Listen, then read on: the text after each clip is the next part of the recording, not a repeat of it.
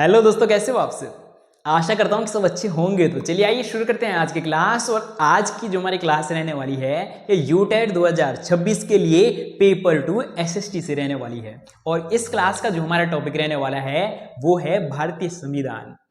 इस क्लास में हम समझने वाले हैं कि भारतीय संविधान से प्रीवियस ईयर क्वेश्चन पेपरों में किस किस प्रकार से प्रश्न पूछे गए हैं और साथ में आने वाले पेपरों में किस प्रकार से यहां से प्रश्न पूछे जा सकते हैं। और इस टॉपिक से लगभग 1 से 2 प्रश्न हर बार पूछे ही पूछे जाते हैं। तो ये टॉपिक बहुत महत्वपूर्ण रहने वाला है। और इस टॉपिक से हमारी जो आने वाली जो आगे की क्लासें हैं उसके लिए भी एक बेस तैयार हो जाता है। तो इसलिए ये क्लास बहुत बहुत महत्वपूर्ण रहने वाली है। और मैं आशा करता हूं कि इस क्लास को आप पूरा ध्यान से समझेंगे और अच्छे से क्या करेंगे, यहां से नोट्स भी तैयार करेंगे। ठीक है, चलिए शुरू करते हैं दोस्तों क्लास को। सबसे पहले अगर हम बात करें कि संविधान क्या है, भारतीय संविधान को समझने से पहले हम समझ लेते हैं कि संविधान क्या है। अगर हम बात करें कि संविधान क्या है तो संविधान एक लिखित दस्तावेज है। संविधान क्या है, एक डॉक्यूमेंट्स है। और किस प्रकार का डॉक्यूमेंट्स है, वो भी लिखित दस्तावेज है। साथियों, अगर हम बात करें कि ये दस्तावेज क्या होते हैं, जिस प्रकार से हमारे जाति प्रमाण पत्र, आय प्रमाण पत्र, स्थायी प्रमाण पत्र या 10th की मार्कशीट, 12th की मार्कशीट, बीए, ग्रेजुएशन या बीएड की मार्कशीट, या जब आपका यूटेट पास हो जाएगा तो यूटेट का सर्टिफिकेट, तो ये सारे हमारे क्या है, डॉक्यूमेंट्स है या दस्तावेज है। उसी प्रकार से संविधान भी एक क्या है, लिखित दस्तावेज है। अब अगर हम बात करें कि इस दस्तावेज में क्या लिखा गया है, तो अगर हम बात करें किसी भी देश को चलाने के लिए नियम कानूनों की आवश्यकता होती है। जिस प्रकार से जो हमारे दस्तावेज है वो हमारी पहचान है कि हम कितना पढ़े लिखे हैं, कि हमारे पास कौन कौन सी डिग्री है। उसी प्रकार से जो संविधान वाले दस्तावेज है उसमें क्या बातें लिखी गई है, तो उसमें नियम कानून है। तो किसी भी देश के शासन प्रशासन को चलाने के लिए नियम कानूनों की आवश्यकता होती है। और वो जो नियम कानून जिस दस्तावेज में संग्रहित करके या उन नियम कानूनों को जहां पर एक साथ जोड़े गए हैं, उस दस्तावेज को ही क्या कहा जाता है साथियों, उस दस्तावेज को ही संविधान कहा जाता है। और अगर हम बात करें कि इस दस्तावेज में क्या लिखा गया है, तो नियम कानून लिखे गए हैं कि किसी भी देश का शासन प्रशासन कैसे चलेगा, वो नियम कानून के अनुसार चलेगा। हमारा देश का जो संविधान है, हमारे देश का संविधान एक सर्वोच्च कानून है। बहुत बार पेपर में यह भी प्रश्न पूछा गया है कि हमारे देश का सर्वोच्च कानून क्या है, तो हमारे देश का जो संविधान है वो हमारे देश का सर्वोच्च कानून है। जिस प्रकार से प्रश्न पूछा जाता है कि भारत का प्रथम नागरिक राष्ट्रपति जी होते हैं, तो राष्ट्रपति की भी जो शक्तियां हैं उन शक्तियों का वर्णन कहां किया गया है, भारतीय संविधान में किया गया है। राष्ट्रपति भी जो अपने शक्तियों का प्रयोग करेंगे उनका भी जो वर्णन है वो भारतीय संविधान में किया गया है। तो प्रश्न इस प्रकार से भी पूछा जा सकता है कि किसी भी देश को चलाने के लिए संविधान की आवश्यकता क्यों पड़ती है। तो हमने समझा कि अगर किसी भी देश को सुव्यवस्थित तरीके से चलाना है तो नियम कानूनों की आवश्यकता पड़ेगी। इसके लिए हम इस प्रकार से समझ सकते हैं कि जिस प्रकार से एक स्कूल को चलाने के लिए भी क्या बना होता है, टाइम टेबल बना होता है कि कितने बजे कौन सी घंटी लगेगी, प्रार्थना की घंटी कितने बजे लगेगी, और पहला जो वादन है, पहली जो घंटी है, पहला जो पीरियड है वो कितने बजे होगा, दूसरा कितने बजे होगा, तीसरा कितने बजे, इंटरवल कितने बजे, छुट्टी कितने बजे। तो एक स्कूल को चलाने के लिए भी नियम कानून बने होते हैं। अगर नियम कानून ना बने हो तो कभी कभी ऐसा भी हो सकता है कि 12th क्लास में दो दो टीचर क्या कर जाएं, क्लास में चले जाएं, या कभी पूरी क्लास क्या है, पढ़ने का टाइम था और बच्चे कहां घूम रहे हैं, ग्राउंड में घूम रहे हैं। तो एक स्कूल को चलाने के लिए भी नियम कानूनों की आवश्यकता होती है, उसी प्रकार से देश को चलाने के लिए भी नियम कानूनों की आवश्यकता होती है। और वो नियम कानून जहां पर संग्रहित करके लिखे गए हैं, ठीक है, उसे ही क्या कहा जाता है, उसे ही संविधान कहा जाता है। तो संविधान एक क्या है, लिखित दस्तावेज है। और हमारे देश का जो संविधान है वो विश्व का सबसे बड़ा लिखित संविधान है। तो प्रश्न यहां से भी पूछा जा सकता है कि सबसे बड़ा लिखित संविधान किसका है, तो हमारे देश का है। ठीक है, चलिए बढ़ते हैं आगे की ओर। और अब हम समझने वाले हैं कि आगे यहां से किस किस प्रकार से प्रश्न पूछे जा सकते हैं। तो हमने ये समझ लिया कि संविधान क्या है, एक लिखित दस्तावेज है और इसमें क्या लिखा गया है, नियम कानून लिखे गए हैं और इन नियम कानून के अनुसार ही हमारा देश चलता है। ठीक है, ये हमने समझ लिया। अब अगर हम बात करें कि जो ये संविधान है, संविधान का निर्माण किसके द्वारा किया गया, तो अगर हम बात करें कि हमारे देश का जो संविधान है, संविधान का निर्माण किसके द्वारा किया गया, तो संविधान सभा के द्वारा किया गया। ठीक है, संविधान का निर्माण किसके द्वारा किया गया, संविधान सभा के द्वारा किया गया। यहां से पेपर में प्रश्न पूछा गया है कि संविधान का निर्माण किसके द्वारा किया गया है, तो संविधान सभा के द्वारा किया गया है। और यह प्रश्न कब पूछा गया है, 2024 के पेपर में पूछा गया है। और अगला प्रश्न यहां से इस प्रकार से भी पूछा जा सकता है कि जो संविधान है, संविधान के जनक किसे कहा जाता है। अगर जनक पूछा जाए तो डॉक्टर बी आर अंबेडकर। ठीक है, अगर जनक पूछा जाए तो doctor B are Ambedkar ji हैं। लेकिन अगर प्रश्न इस प्रकार से पूछे जाए कि संविधान का निर्माण किसके द्वारा किया गया है, तो संविधान सभा के द्वारा किया गया है। डॉक्टर बी आर अंबेडकर को संविधान के जनक भी कहा जाता है और संविधान के पिता भी कहा जाता है। यह भी प्रश्न पूछा जा सकता है। ठीक है, अब अगर हम बात करते हैं कि जो ये संविधान सभा है, संविधान सभा का गठन कब किया गया, तो संविधान सभा का गठन कब किया गया, 6 दिसंबर 1946 को संविधान सभा का गठन किया गया। तो पेपर में यहां से भी बहुत बार प्रश्न पूछे गए हैं कि संविधान सभा का गठन कब किया गया, तो 6 दिसंबर 1946 को संविधान सभा का गठन किया गया। अब अगर हम बात करें कि जो ये संविधान सभा है, संविधान सभा में कुल सदस्यों की संख्या कितनी थी, तो 389 संविधान सभा के सदस्यों की संख्या थी। ये 389 भी 3 भागों में बंटी थी। अगर हम बात करें कि ब्रिटिश प्रांतों से कितनी थी, 292 थी। और अगर हम बात करें मुख्य आयुक्त प्रांत से कितनी थी, 4 थी।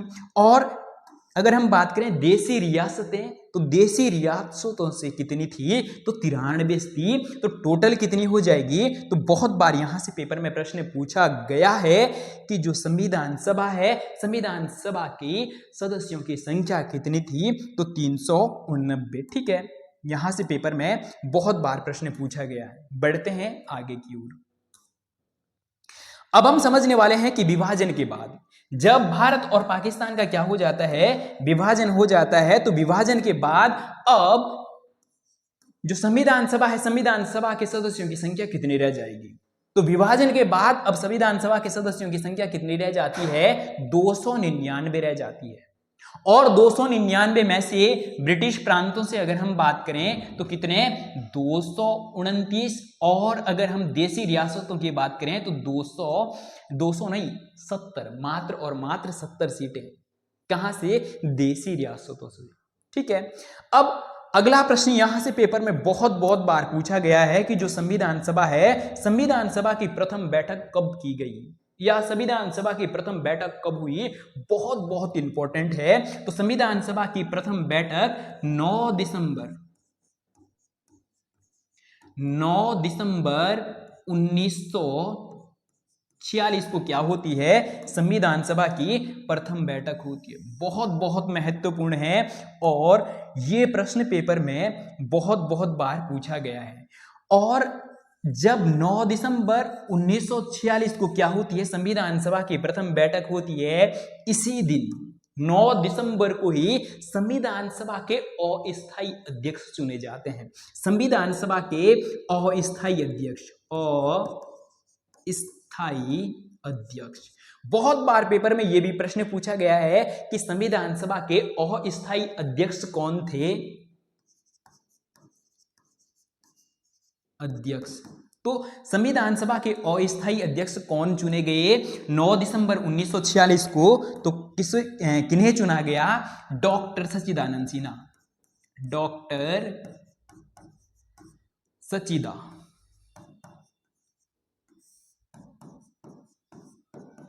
यहां से बहुत बहुत बार पेपर में प्रश्न पूछा गया है, तो आप इसे क्या कर लेंगे, एक नोट्स के रूप में बहुत अच्छे से क्या कर लेंगे, एक नोट्स बना लेंगे। और अगर आपको बनाया हुआ नोट्स चाहिए तो उसके लिए आप हमारे व्हाट्सएप नंबर 980898936634 को क्या कर सकते हैं, नोट कर सकते हैं। और ये हमारा व्हाट्सएप नंबर है। आप इस नंबर पर जब मैसेज करेंगे तो वहां पर आपको एसएसटी का पूरा जो नोट्स है वो तैयार किया गया नोट्स आपको हमारे व्हाट्सएप नंबर पर मिल जाएगा। ठीक है, तो हमने क्या समझा कि संविधान सभा की प्रथम बैठक कब होती है? संविधान सभा की प्रथम बैठक कब होती है? 9 दिसंबर 1946। और इस दिन संविधान सभा के अस्थायी अध्यक्ष चुने जाते हैं। और किन्हें चुना जाता है? डॉक्टर सच्चिदानंद सिन्हा को चुना जाता है। ठीक है, बढ़ते हैं आगे की ओर।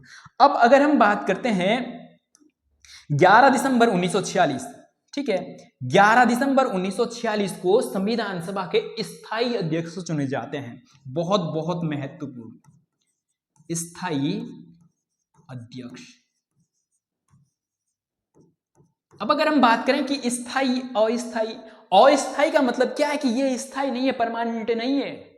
इन्हें सिर्फ 2 दिन के लिए चुना गया, 9 दिसंबर से 11 दिसंबर को। और 11 दिसंबर को फिर किन्हें चुना गया? जो डॉक्टर राजेंद्र प्रसाद। तो ये भी पेपर में बहुत बहुत बार प्रश्न पूछा गया है। पेपर में प्रश्न पूछा गया कि संविधान सभा के स्थायी अध्यक्ष कौन थे? तो डॉक्टर राजेंद्र प्रसाद। डॉक्टर राजेंद्र प्रसाद जी को क्या चुना गया? संविधान सभा के स्थायी अध्यक्ष के रूप में चुना गया। और कब चुना गया? 11 दिसंबर 1946 को चुना गया। बहुत बहुत इंपॉर्टेंट है। ठीक है, अगर प्रश्न पूछा जाए कि संविधान सभा के अस्थायी अध्यक्ष डॉक्टर सच्चिदानंद सिन्हा, अगर प्रश्न पूछा जाए संविधान सभा के स्थायी अध्यक्ष किन्हें चुना गया या कौन थे, तो डॉक्टर राजेंद्र प्रसाद हो जाएंगे। ठीक है, अब अगला प्रश्न, यहां से भी बहुत बहुत बार प्रश्न पूछा गया है, उद्देश्य का प्रस्ताव। उद्देश्य का प्रस्ताव। प्रश्न पूछा जाता है कि किसने संविधान सभा में उद्देश्य का प्रस्ताव को पेश किया।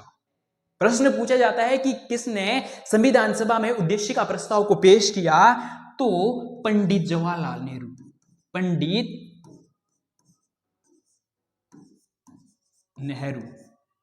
पंडित जवाहरलाल नेहरू जी ने क्या किया? 13 दिसंबर 1946 को संविधान सभा में उद्देश्य का प्रस्ताव पेश किया। और ये उद्देश्य का प्रस्ताव को हम आगे चलकर या वर्तमान समय में किस नाम से जानते हैं? तो प्रस्तावना के नाम से जानते हैं।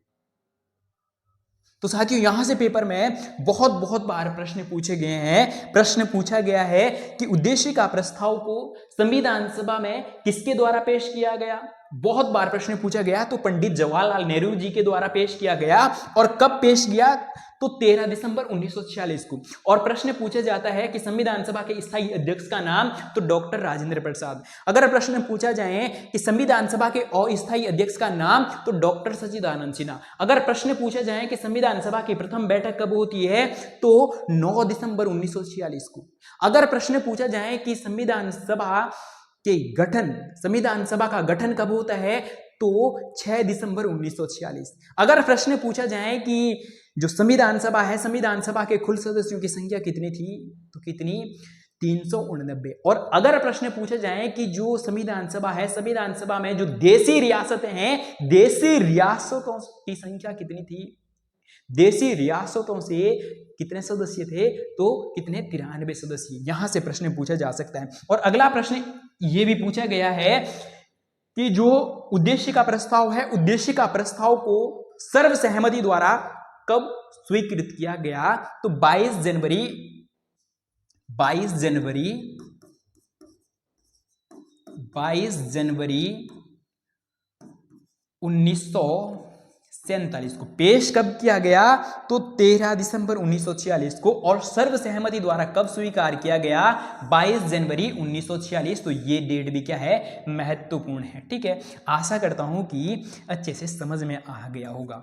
बढ़ते हैं आगे की ओर। अब हम समझने वाले हैं कि संविधान को बनने में कितना समय लगा। बहुत बहुत महत्वपूर्ण है। संविधान को बनने में कितना समय लगा? यहां से भी पेपर में बहुत बार क्या पूछे गए हैं? प्रश्न पूछे गए हैं। आइए समझते हैं। तो संविधान को बनने में 2 वर्ष 11 माह और 18 दिन 18 दिन का क्या लगा? समय लगा। बहुत इंपॉर्टेंट है और ये प्रश्न भी पेपर में बहुत बार पूछा गया है। और अगला प्रश्न पूछा जा सकता है और यहां से भी प्रश्न बहुत बार पूछे गए हैं कि संविधान बनकर तैयार हुआ या संविधान बनकर कब तैयार हुआ।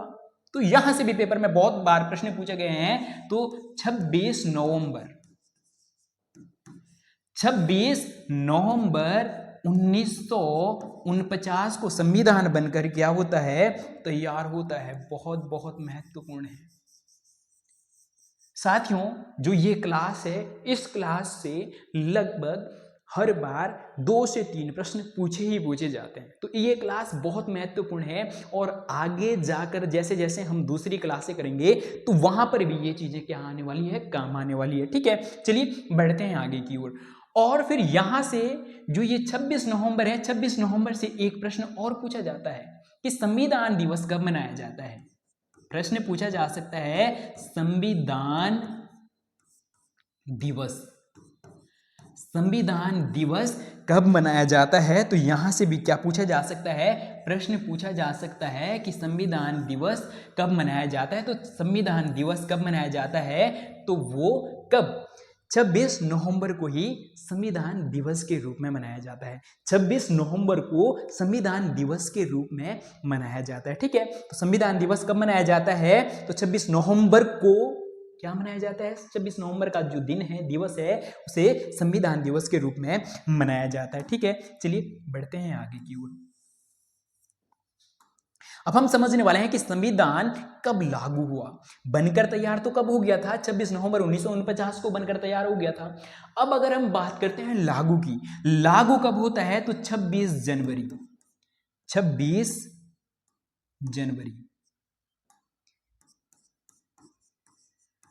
26 जनवरी और 1950। बहुत इंपॉर्टेंट है ये डेट भी। 26 जनवरी 1950 को क्या होता है? हमारा संविधान लागू होता है। बहुत इंपॉर्टेंट है। और आगे प्रश्न इस प्रकार से भी पूछे जा सकते हैं कि जो हमारे संविधान है, हमारा संविधान क्या है? बहुत बड़ा है। तो हमारे संविधान में कितने भाग है? हमारे संविधान में कितने? 22 भाग है और कितने? 395। जब मूल संविधान बनकर तैयार हुआ तो 395 अनुच्छेद। और इसी प्रकार से अगर हम बात करते हैं कि मूल कर्तव्य या मौलिक कर्तव्य है, तो मौलिक कर्तव्य कितने हैं? 11 मौलिक कर्तव्य हैं। ठीक है, और इसी प्रकार से अगर हम बात करते हैं कितनी अनुसूचियां हैं, तो 12 अनुसूचियां हैं। और इसी प्रकार से अगर हम बात करें हमारे संविधान की क्या है? एक प्रस्तावना भी है।